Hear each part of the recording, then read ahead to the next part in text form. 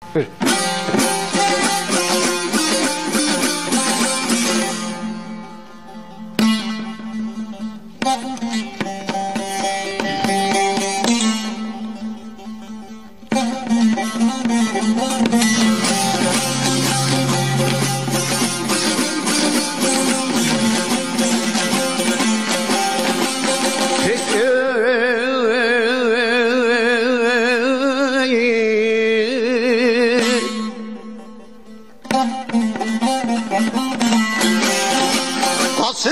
Ile geldi Nazan'ım, vay haberin getirdi.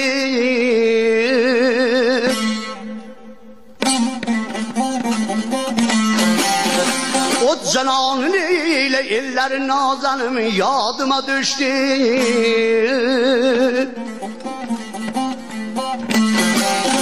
Vallahi şak köylümü ile gam gussaya batırdı.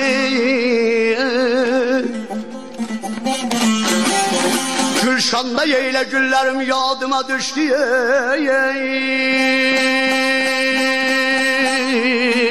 Şirin şirin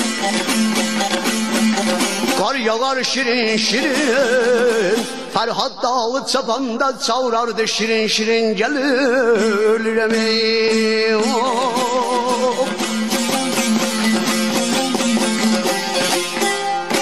Qasid geldi, vay haberin getirdi.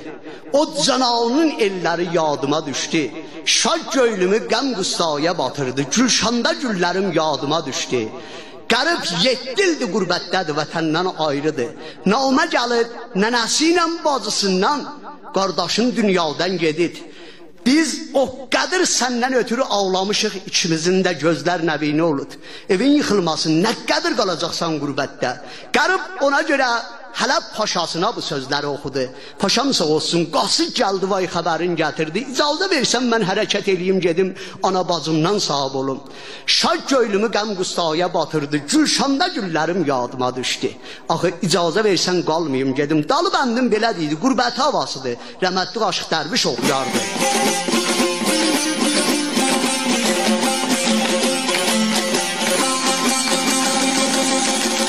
Eyle yaddal boştan eyle Nazan'ım, yarın beni isterdi.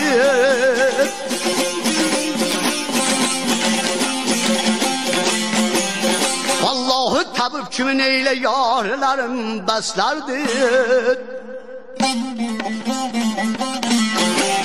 Ağaç yeyle nece kulluktarın seslerdi. Senamın eyle can demeği yadıma düştü. Vay derdim, vay dermanım, vay derdim. Hamurlar güleydi gül derdim, ben güleydim vay derdim. Gelirem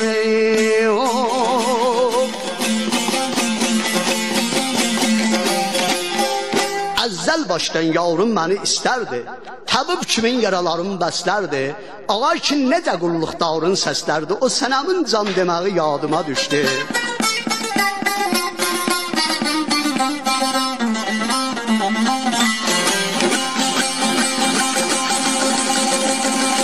Eylə parayı qürbət yerə Nazanım, atdı daşımı.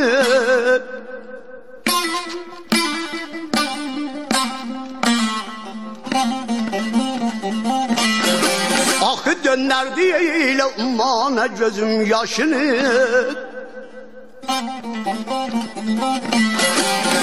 Köylüm eylə çox istir yar yoldaşımı. Qəribəm eylə qardaşım yadıma düşdü. Güləyi gülər, gül aydım gülə güləyi. Namərd evimi yıxdı vallahi üzümə gülə gülə gəlirəm.